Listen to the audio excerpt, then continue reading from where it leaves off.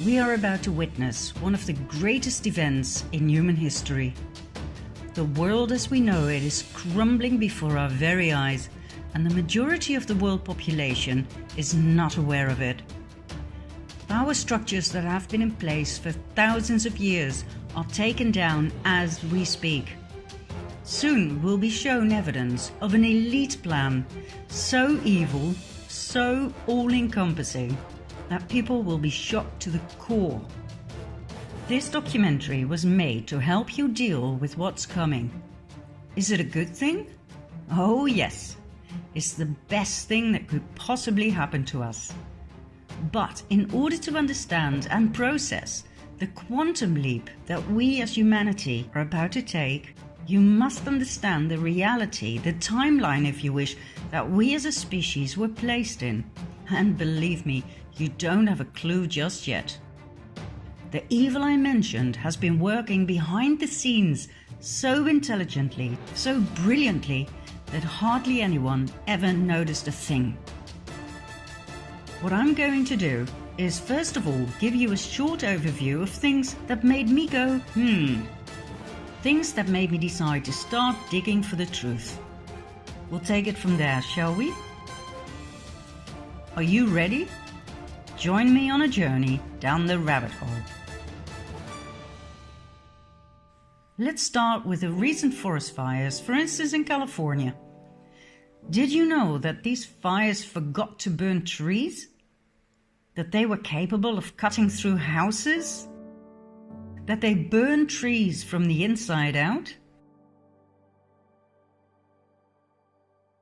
That they were able to lift cars, tilt them and smash them down?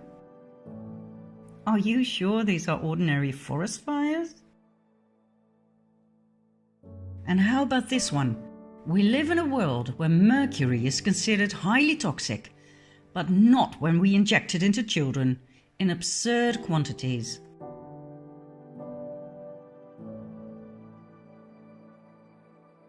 No doubt you've heard about chemtrails. Denied by our governments for a long time, but recently acknowledged and referred to as geoengineering aerosols. They are sprayed into our atmosphere to protect us from global warming. The thing that makes me go however, is the fact that we're sprayed with heavy metals, which are stored in our brains, where they have proven to cause Alzheimer and Parkinson's disease. And did you know that in many countries, among which my own Holland, we have to explicitly say no to organ donation, for if we don't, our organs will be property of the state as soon as we are declared brain dead? The last time it was arranged this way by law was during the Nazi occupation. Did you know that our current Pope is the first to state that hell does not exist, but the devil does? Isn't it weird that the Vatican's audience hall is full of references to reptilians, snakes, serpents?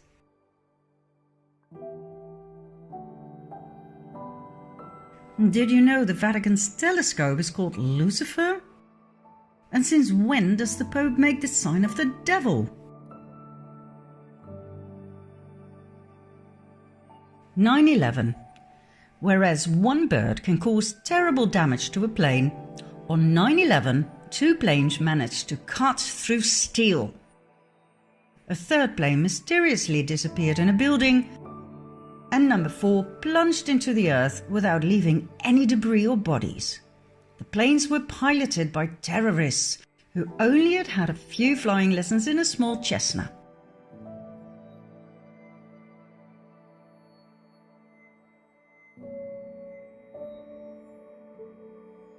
Then there are the horrid attacks on innocent people, in which the same victims can survive up to 3 different attacks.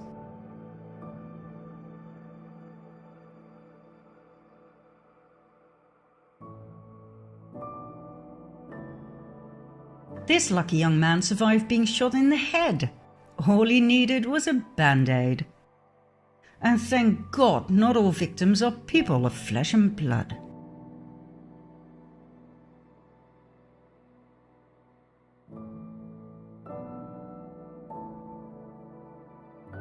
What do you think about this one?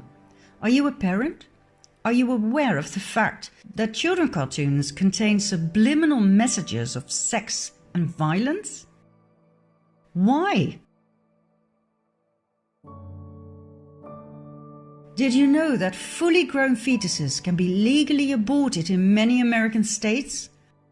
That advocates of full-term abortion state that unborn babies cannot feel pain? Whereas every doctor knows that the nervous system is the first to develop in fetuses? Is abortion of a fully grown baby not the same as murder? Okay, let's have a look at the migrant caravan. Thousands of people fled their South American homes to look for a better future in the US. The trip covered 2,000 miles in 1.5 months in order to be on time for the American midterm elections as a political statement against President Trump. This means they walked an average of 45 miles a day on flip-flops, barefoot, like this and like this. 45 miles a day? Why do Hollywood celebrities promote the use of facial creams containing the foreskin of baby boys? Do you realize that these foreskins are actually sold? That it's a trade? What's next? Drinking baby blood? Now, I'm going to give you 5 more, although I could go on forever. Counting down, number 5. Did you know that diseases such as AIDS, Zika, SARS, and Ebola are actually patented?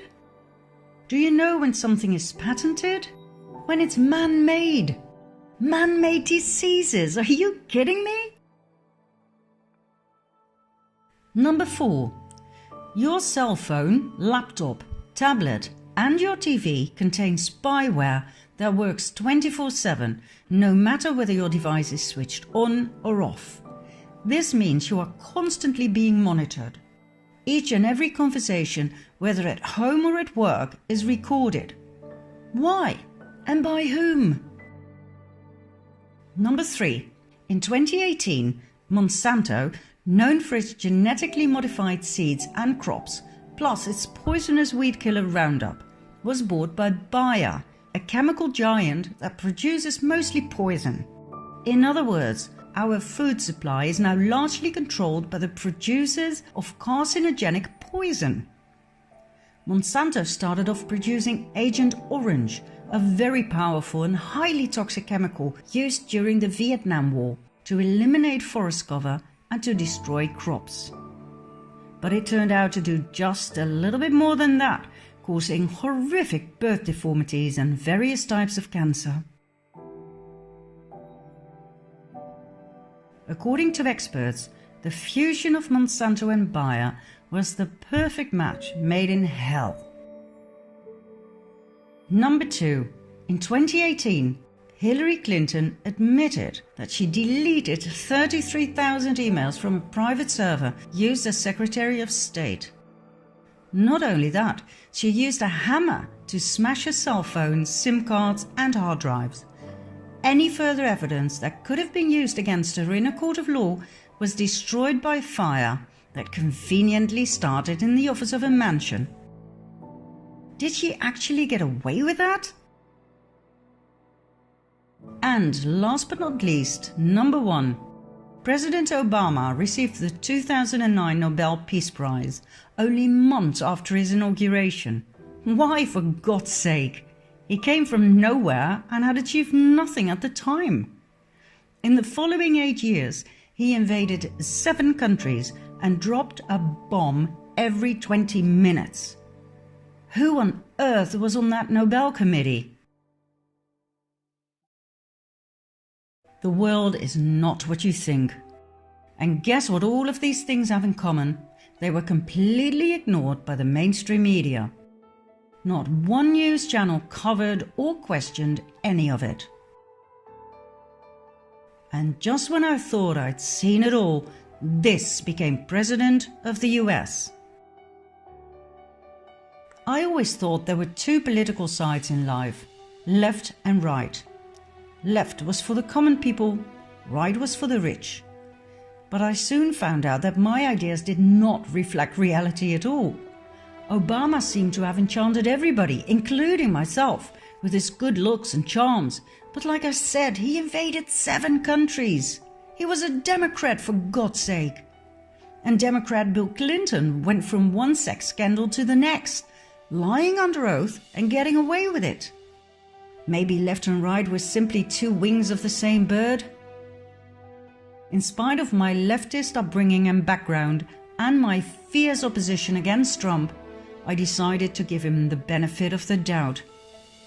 But how did he get elected in the first place? Just before the elections, WikiLeaks arose. Founded by Julian Assange in 2006, WikiLeaks is a giant online library of the world's most censored documents, obtained by whistleblowers at the highest level. Much information deals with war, spying, and corruption. Now, just before the presidential elections, WikiLeaks published highly incriminating evidence of the corruption within the Clinton Foundation and the Clinton presidential campaign. So, what happened? That happened. On January 20, 2017, Donald J. Trump was inaugurated as President of the United States of America. But how did WikiLeaks obtain the evidence of the Clinton corruption? It was leaked by an employee of the Democratic National Committee, Seth Rich, who was subsequently found dead with 2 bullets in his back. Who killed Seth Rich? We will find out in the next episodes. What do we have for now? Donald Trump as President of the US. And then, out of nowhere, arose the enigma of Q.